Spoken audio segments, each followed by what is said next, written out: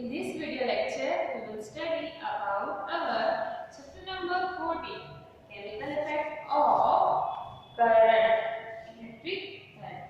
यानी जो electric current होता है उनकी केमिकल इफेक्ट्स कौन सी होती है, यानी जैसे कि केमिकल्स है उसके साथ हम इलेक्ट्रिसिटी का एक्सपेरिमेंट करें तो उसके मतलब जब जो केमिकल है उसमें से इलेक्ट्रिसिटी पास ऑन होती है तो क्या इफेक्ट होती है, वो पास ऑन होती है या नहीं, अगर होती है तो किस मैनर में होती है, ये सब हमें इस लेसन में पढ़ना है। Your neighbors might have cautioned you against touching an electrical appliance with wet hands, यानी आपको सब रोकते होंगे कि आपको भीगे हुए हाथों से यानी वेट हैंड से कोई भी इलेक्ट्रिकल चीज है अप्लायंसेस है उसको टच नहीं करना चाहिए। क्यों? क्योंकि उसकी वजह से आपको शॉक लग सकता है, तो ये क्यों होता है, तो उसके बारे में हमें जानना है। We have learned earlier that the materials which allow electric current to pass through them are good conductors of electricity. On the other hand, materials which do not allow electric current to pass through them easily are poor conductors of electricity. यानी जो electricity को आसानी से pass on होने देते हैं, जैसे कि मेटल है, वाटर है, तो हम उसे क्या बोलते हैं, कंडक्टर्स और good conductors.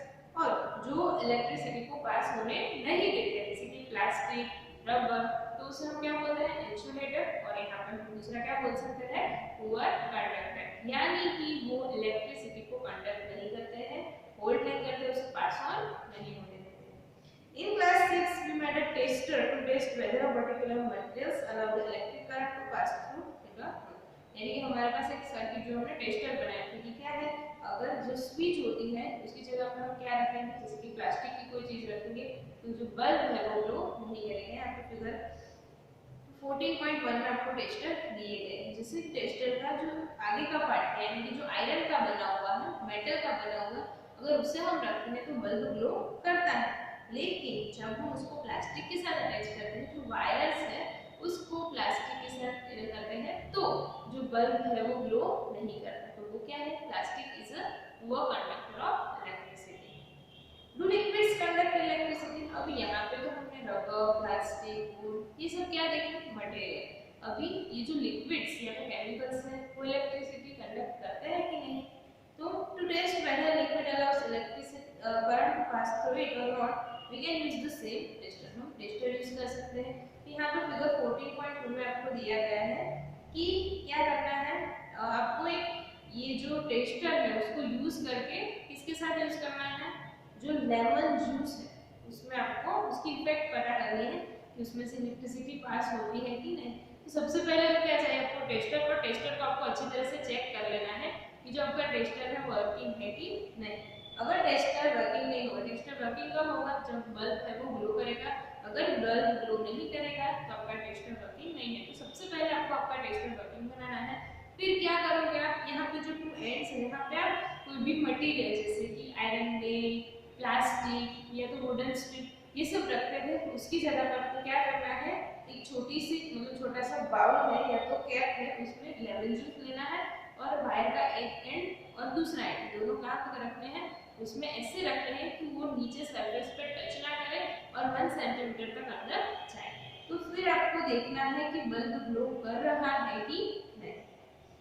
When the liquid between the 2 ends of the tester allows the electric current to pass, the circuit of the tester becomes complete। यानी कि जो लिक्विड है कहाँ पे, जो हमने कैप में रखा है, यहाँ पे हमने कौन सा रखा है, लेमन जूस, अगर वो इलेक्ट्रिक करंट को पास होने देता है यानी कि आपकी जो इलेक्ट्रिक सर्किट है वो कंप्लीट होगी, उसकी वजह से बल्ब है वो ग्लो करेगा। When the liquid does not allow, अगर लिक्विड अलाउ नहीं करता है तो बल्ब ग्लो नहीं करेगा। क्यों? क्योंकि अलाउ ना करने की वजह से जो इलेक्ट्रिक सर्किट है वो इनकम्प्लीट है, इसकी वजह से बल्ब ग्लो नहीं करेगा। In some situation, even though the liquid is conducting, the bulb may not glow. It may have happened in activity 14.2. What can be the reason? यानी कि 14.2 जो एक्टिविटी में हमने लेमन यूज किया है शायद से वो बल्ब ग्लो नहीं भी कर सकता। हाँ, वो इलेक्ट्रिसिटी को कंडक्ट करता है फिर भी बल्ब ग्लो नहीं करता है। क्यों? उसका एक रीजन ये भी हो सकता है कि जिस इंटेंसिटी में इलेक्ट्रिसिटी पास होनी चाहिए उस उतनी इलेक्ट्रिसिटी पास नहीं हो रही है, मतलब जो सेल है उसमें से तो अच्छी इलेक्ट्रिसिटी आती है, लेकिन जो कंडक्टर है मतलब कि जो मटेरियल हमने रखा है, यहाँ पे हम क्या यूज कर रहे हैं कि लिक्विड लेमन जूस, वो इतना अच्छा कंडक्टर इलेक्ट्रिसिटी का नहीं है। तो इसकी वजह से जितनी बल्ब को इलेक्ट्रिसिटी मिलनी चाहिए फिलामेंट को लाइटन करने के लिए इतनी नहीं मिलेगी, इसकी वजह से आपका बल्ब ग्लो नहीं करेगा। Do you remember why the bulb glows when the electric current passes through it? Due to the heating effect of current, the filament of the bulb gets heated to a high temperature and it starts glowing.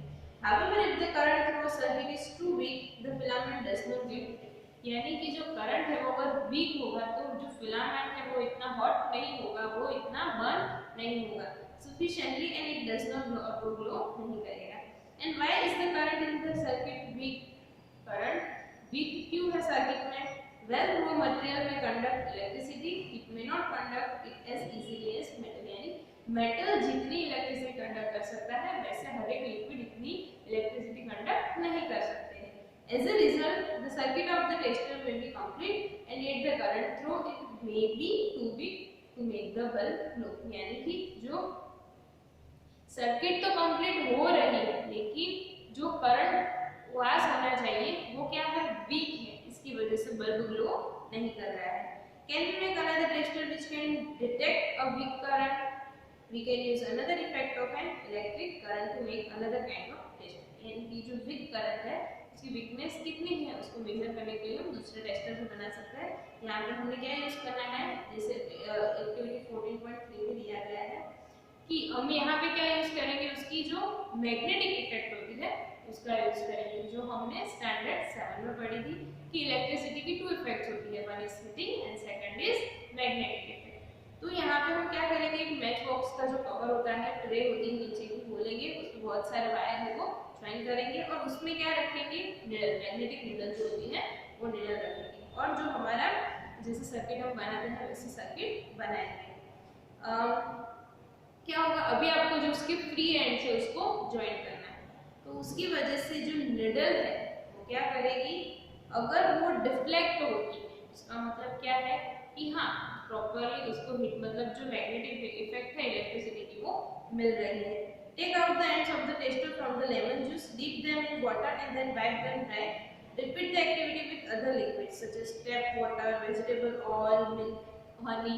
इन सब में आपको ये activity करनी है तो सब में आपको अलग अलग रिजल्ट मिलेगा. जैसे कि लेमन जूस में क्या हो रहा है, कंपास निडल है वो डिफ्लेक्शन कर रही है और वो क्या है, गुड कंडक्टर है. लेकिन जो कोई दूसरा लिक्विड है वो इतना, मतलब उसमें जो मैग्नेटिक निडल है वो डिफ्लेक्ट नहीं होगी, तो उसकी वजह से हम क्या पता चलेगा कि वो पुअर कंडक्टर है.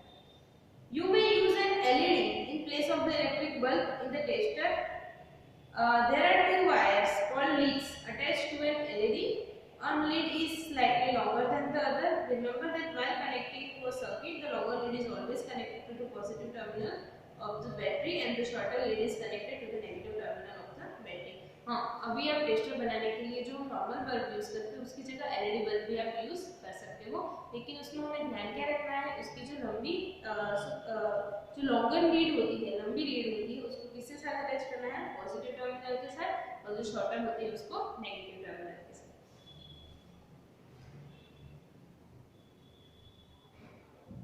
When the free ends of the tester do not touch each other, यानी कि जो टेस्टर, जो इलेक्ट्रिक सर्किट है उसके जो फ्री एंड्स अगर दूसरे को टच नहीं कर रहे तो इलेक्ट्रिसिटी पास नहीं होती. क्यों, इनके बीच में कोई मटेरियल नहीं है पर क्या है, एयर है. लेकिन हमने तो ये देखा था कि कभी कभी क्या होता है कि जैसे कि नॉर्मली एयर क्या है, वो इंसुलेटर मतलब कि कंडक्टर नहीं है, लेकिन जब लाइटरिंग होती है तो वैसे ही करंट लगता है विदाउट एनी पाइप, यानी कि एयर में से भी करंट लग सकता है.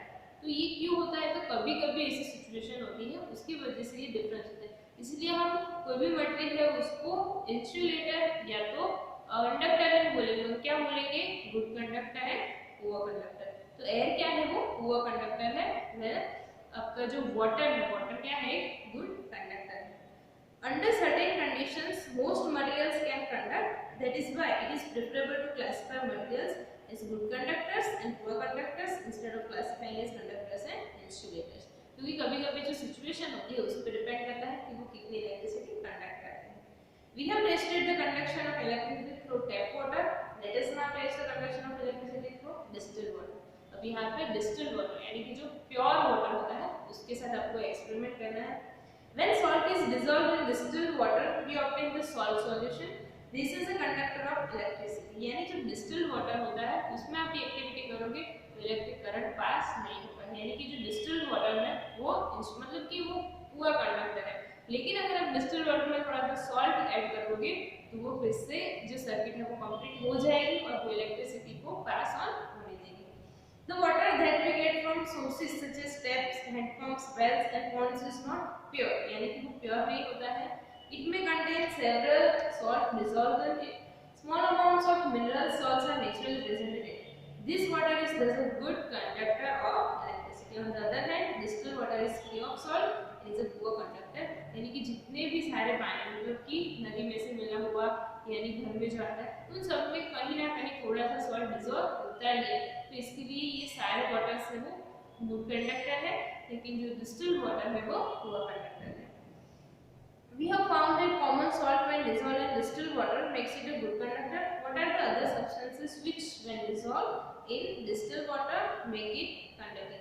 यानी दूसरे भी कुछ ऐसे मटेरियल्स है या लिक्विड्स है अगर हम उसको पानी के साथ मिलाएंगे डिस्टिल्ड वाटर में ऐड करेंगे तो वो उसको पूरा कंडक्टर में से गुड कंडक्टर बना देगा. अभी यहाँ पे आपको एक एक्टिविटी दी गई है 14.6 सॉरी पहले 14.5 देखेंगे. Take 3 clean plastic or rubber caps of bottles. Pour about 2 teaspoonfuls of distilled water in each of them. Add a few drops of lemon juice or dilute hydrochloric acid to distilled water in 1 cup. Now in the second cup containing distilled water and a few drops of a base such as caustic soda. एक में hydrochloric acid या तो lemon juice use करना है जो क्या है acid है, दूसरे में बेस यानी कि caustic soda यूज करना है. Add a little sugar to the distilled water in the third cup. इसमें हमें sugar यूज करनी है. Test which solution conduct electricity and which do not. What result do you obtain? Most liquids that conduct electricity are solution of acid, base and salts. When electric current flows through a conducting solution, does it produce an effect of the solution? Yes. तो यानी कि उसमें से उसकी जो solution की effect होती है वो भी produce होती है. Now chemical effects of electric current. अभी electric current की chemical effect क्या है? In class 7 we have learned some effects of electric current. Can you list this effect? Yes, magnetic effect and कौन सी थी दूसरी? उसकी heating effect. What effect does the current produce when it flows through a conducting solution? Let us find out. Activity 4.6 is given here. Take out carbon rods. Carbon के जो road यानी कि जो सलिए होते हैं वो लेने हैं. Carefully from 2 discarded cells. Cells में से उसको निकालना है. Clean their metal caps with sandpaper. Wrap copper wires around the metal caps. यानी उसको उसके जो metal caps है उसको निकाल देनी है और उसकी जगह पे आपको क्या करना है copper wires को round करना है. wrap करना है और join them a battery. We call these two rods electrodes. अभी हम इसको क्या बोलेंगे electrodes. तो यहाँ पे आपके इसको फिगर पॉइंट 45 में दिया गया है. Carbon rods you may take 2 iron nails about 6 cm. अगर आपके पास कार्बन रॉड नहीं है तो क्या कर सकते हो आप जो 6 cm के आयरन नेल है वो भी ले सकते हो. Pour a cupful of water in a glass or plastic bowl. Add a teaspoon of salt और a few drops of lemon juice to water to make it more conducting. यानी conduction अच्छी तरह से हो पाए इसलिए हम क्या यूज करेंगे जो वाटर है उसमें सॉल्ट डालेंगे. Now immerse the electrodes in this solution. जो हमने electrodes बनाए थे उसको हमें उसमें अंदर डालना है. Make sure that the metal caps of the carbon rods are outside the water. Wait for 4 minutes. Observe the electrodes carefully. Do you notice any gas bubbles near the electrodes? Can we call the change taking place in the solution a chemical change? Recall the definition of a chemical change that we learned in class 7. यानी क्या होगा इसकी वजह से electricity pass होने की वजह से उसमें से बबल्स दिखाई देंगे. तो ये क्या शो करता है उसकी केमिकल इफेक्ट शो करता है. In 1800 a British chemist William Coulson had shown that if electrodes were immersed in water and a current was passed, bubbles of oxygen and hydrogen were produced. Oxygen bubbles form on the electrode connect to the positive terminal of the battery and hydrogen bubbles form on the other electrode. यानी क्या होता है जब ये chemical effect की वजह से oxygen और हाइड्रोजन के बबल्स क्रिएट होते थे जो ऑक्सीजन के बबल्स है वो कहाँ अटैच होते हैं, वो पॉजिटिव टर्मिनल में, और जो हाइड्रोजन के बबल्स है वो नेगेटिव टर्मिनल में। The passage of an electric current through a conducting solution causes chemical reaction, यानी इलेक्ट्रिसिटी वजह से केमिकल रिएक्शंस होते हैं। As a result, bubbles of gas may be formed on the electrodes. Deposits of metal may be seen on electrodes, यानी कि जो metal roads है वहाँ पे जो दूसरी मेटल है उसका डिपॉजिट हो जाएगा। Change of colour of solution में सॉल्यूशन का कलर भी चेंज हो सकता है। The reaction would depend on what solution and electrodes are used. These are some of the chemical effects of the electric current. यानी ये जो चेंजेस होती है तो वो उस पर डिपेंड करता है कि कौन सी मेटल हम यूज कर रहे हैं, कौन सा सॉल्यूशन हम यूज कर रहे हैं।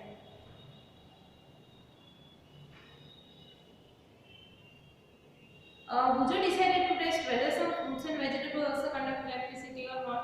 जब हमने अलग अलग मटेरियल यूज किया, फिर हमने केमिकल यूज किया, तो अभी यहाँ पे क्या यूज कर रहे हैं कि फ्रूट्स और वेजिटेबल्स वो इलेक्ट्रिसिटी कंडक्ट करते हैं कि नहीं। He cut a potato into two halves and inserted the copper wires of a tester into it.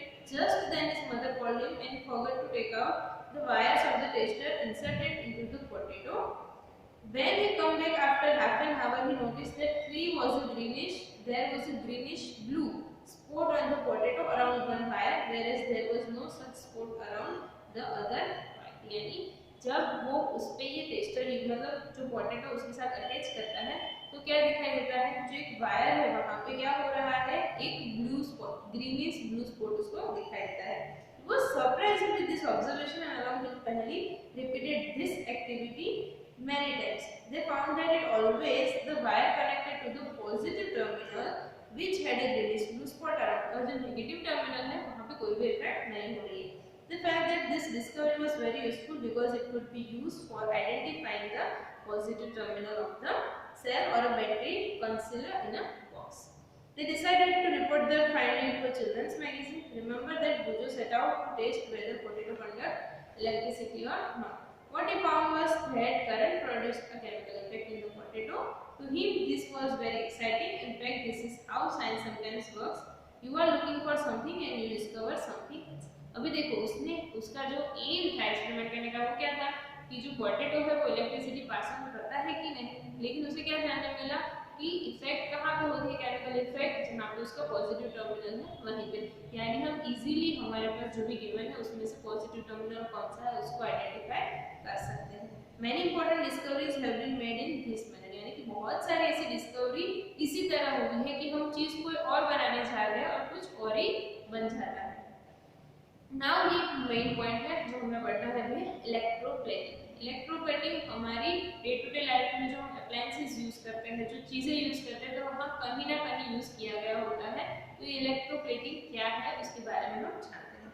You know that a brand new bicycle has shiny handlebar and wheel rims.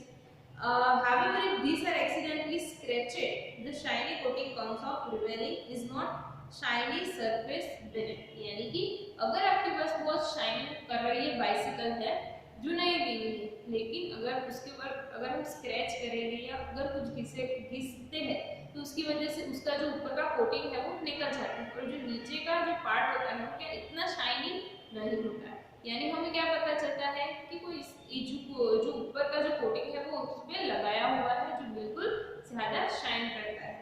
You might have also seen women using ornaments which appear to be made of gold. However, with repeated use, the gold coating wears off, revealing silver or some other metal beneath. यानी कि कुछ ornaments भी वैसे होते हैं कि जो नए होते हैं तो बहुत ही ज़्यादा शाइनिंग करते हैं, लेकिन धीरे धीरे उसको यूज करने के बाद ऊपर का जो उसका जो कोटिंग है वो बिखर जाता है, टूट जाता है, तो उसके बाद नीचे का जो कोटिंग है वो दिखाई देता है, जो सिल्वर का होता है या गोल्ड का भी होता है या दूसरे मेटल का भी हो सकता है। In both this cases a metal has a coating of another metal, यानी कि एक मेटल के ऊपर दूसरे मेटल का हम कोटिंग यानी कवर लगा रहे हैं। Do you wonder how a layer of one metal can be deposited on top of another, यानी कि एक मटेरियल दूसरे मटेरियल पर कैसे कोटिंग किया जाता है। तो इससे समझने के लिए यहाँ पे एक एक्टिविटी दी गई है जिसमें क्या है, we will need copper sulphate जिसमें कॉपर होगा and two copper plates of size around 10 centimetre to 4 centimetre. Take 250 milliliter of distilled water in a clean and dry beaker. Dissolve 2 teaspoons of copper sulfate in It add a few drops of dilute sulfuric acid to copper sulfate solution to make it more conductive. Clean copper plates with sandpaper. Now rinse them with water and dry them. Connect the copper plates to the terminals of a battery and immerse them in copper sulfate. क्या लेना है? तो copper sulfate लेना है, hydrochloric acid लेना है आपको। कौन सा एसिड है ये? सॉरी, डिल्यूट सल्फ्यूरिक एसिड लेना है, हाइड्रोक्लोरिक नहीं लेना है। तो क्या करना है आपको? उसमें डालना है और फिर जैसे हमारी सर्किट बनती है वैसे उसको यूज करना है, जैसे फिगर में दिया गया है। Allow the current to pass for about 15 minutes. Now remove the electrodes from this. हमारे जो इलेक्ट्रोड्स उसको रिमूव करना है सॉल्यूशन में से। एंड केयरफुली अगर हम उसमें देखेंगे, do you find any difference in any one of them? Do you find a coating over it? What colors is the coating? Note down the terminal of the battery with which this electrode is connected. तो क्या होगा जब current pass होता है? When electric current is passed through the copper sulfate solution, copper sulfate dissociated into copper and sulfate. यानी copper sulfate में वो dissociate divide हो जाता है copper और sulfate में। फिर क्या बनता है? The free copper gets drawn to the electrode connected to the negative terminal. यानी कि जो कॉपर है जो निकल गया है वो क्या, जो नेगेटिव टर्मिनल है उसके साथ अटैच हो जाता है बैटरी में एंड गेट्स डिपॉजिट और उस पे डिपॉजिट हो जाता है। But what about the loss of copper from the solution? From the other electrode a copper plate an equal amount of copper get dissolve in the solution. और क्या हो जाता है? जो कॉपर प्लेट है उसमें से डिसॉल्व होकर सॉल्यूशन में वो कॉपर डिसॉल्व हो जाता है। Loss of copper from the solution is restored and the process continues. यानी फिर से क्या होगा? जो कॉपर प्लेट है उसमें से डिसॉल्व होकर सॉल्यूशन में आएगा और सॉल्यूशन में फिर से नेगेटिव टर्मिनल यानी कि जो रोड से हमारे सलिए है वहां पे वो अटैच हो जाएगा। तो ये प्रोसेस कंटिन्यूअसली होती है। This means that copper gets transferred from one electrode to the other. यानी एक इलेक्ट्रोड में से दूसरे इलेक्ट्रोड में कॉपर है वो ट्रांसफर हो रहा है। The process of depositing a layer of any desired matter on another material by means of electricity is called electroplating. यानी जब हम इलेक्ट्रिसिटी का यूज करके जो भी हमें मेटल दूसरी मेटल पे उसको कवर करना है, कोटिंग करना है, उसको ट्रांसफर करना है, तो इस प्रोसेस को हम क्या बोलते हैं? Electroplating. It is one of the most common applications of chemical effects of electric current. अभी उसके यूजेस क्या है? Electroplating is a very useful process. It is widely used in industry for coating metal objects with a thin layer of different metal. यानी कि दूसरी metal का जो layer बनाने के लिए हम इसको ये प्रोसेस को यूज करते हैं। The layer of metal deposited has some desired property which the metal of the object lacks. यानी जो मटेरियल उसमें नहीं है उस प्रॉपर्टी को उसमें ऐड करने के लिए हम उस पर दूसरी मेटल लगाते हैं। For example, chromium plating is done on many objects such as car parts, bath taps, kitchen gas burners, bicycle handlebars, wheel rims and many other. Chromium क्या होता है? क्रोमियम एक इज अ शाइनी अपीयरेंस यानी कि normal जो आपकी metal की चीज बनी हुई होती है यानी कि आयरन की तो इतनी शाइनिंग नहीं करती, लेकिन अगर उस पर हम क्रोमियम का प्लेटिंग करें तो वो बहुत ही ज्यादा शाइन करती है। It does not corrode, it resist scratches, उस पे स्क्रैचेस नहीं पड़ते हैं। However, chromium is expensive and it may not be economical to make the whole object out of chromium. यानी कि क्रोमियम क्या है? बहुत ही एक्सपेंसिव मेटल है, तो उसकी वजह से हम पूरा क्रोमियम की कोई भी मटेरियल यानी कि कोई भी पूरी चीज नहीं बना सकते, तो इसलिए हम क्या करते हैं? सिर्फ उसका कोटिंग लगा देते हैं। So the object is made from a cheaper metal and only coating of chromium or it is deposited. Jewelry makes electroplate silver and gold on less expensive metal. तो ऐसी ज्वेलरीज भी आती है। क्या होता है? अगर कोई मेटल दूसरी होती है जो कि हमें पता है जो गोल्ड और सिल्वर है बहुत ही महंगा होता है, अगर आप बड़ी ज्वेलरी बनाओगे तो अंदर की जो मेटल है वो क्या होगी? वो जो चीप मेटल है उसकी बनी हुई होगी और वो ऊपर गोल्ड या तो सिल्वर का कोटिंग लगा देंगे। यानी कि जब आप ज्वेलरी पहनते हो तो ऐसा लगता है कि ना ये गोल्ड की ज्वेलरी है। This ornaments have the appearance of silver और gold but are much less expensive. Tin cans used for storing food are made by electroplating in tin onto iron. यानी कि जो टीन्स होते हैं कैंटीन कैंस जिसको हम food store करते हैं उसमें भी क्या होता है? वो आयरन के बने होते हैं और ऊपर टीन का कोटिंग लगाया होता है। क्यों? क्योंकि tin is less reactive than iron. जो आयरन है उससे कम रिएक्शन करती है। Thus food does not come into contact with iron and is protected from getting spoiled. यानी कि जो आयरन है, अगर प्योर आयरन का कोई टीन है उसमें फूड हम स्टोर करेंगे तो वो बिगड़ जाएगा, लेकिन अगर उस पे टीन का कवर लगाया हुआ है तो फूड है वो आयरन के कांटेक्ट में नहीं आएगा, उसकी वजह से फूड है जल्दी नहीं बिगड़ेगा। Iron is used in bridges and automobiles to provide strength. However, iron tends to corrode and rust, so a coating of zinc is deposited on iron to protect it from corrosion and formation of rust. तो जो ब्रेज होते हैं, फिर automobiles की जो दूसरे appliances या चीजें होती है, तो इन सब के लिए स्ट्रेंथ चाहिए, मतलब कि जो आयरन है वो बेस्ट है, लेकिन आयरन है बहुत ही ज्यादा मतलब बिगड़ जाता है या रस्ट करता है, रिएक्शन ज्यादा करता है, तो अगर ब्रिज होते हैं तो ब्रिज का वो वाटर के साथ कनेक्ट होते हैं, लेकिन आयरन के बनाने पड़ेंगे, लेकिन अगर वो आयरन से बने हुए हैं, प्योर आयरन से, तो क्या होगा, वो रस्ट हो जाएगा, यानी कि उस पर काट भी लग सकती है, काट भी लग सकता है, लेकिन इसके लिए ये इफेक्ट ना हो उसके लिए हम ऊपर जिंक का कॉपर मतलब कि कोटिंग लगाते हैं, तो इसकी वजह से जो आयरन के ब्रिजेस है वो रस्ट नहीं होते हैं। तो ऐसे इलेक्ट्रोप्लेटिंग की जो प्रोसेस है वो बहुत ही ज्यादा हेल्पफुल है। तो यहाँ पे आपका चैप्टर खत्म होता है, क्या था, chemical effects of electric current. तो आई होप ये चैप्टर आपको अच्छे से समझ में आ गया होगा। Thank you.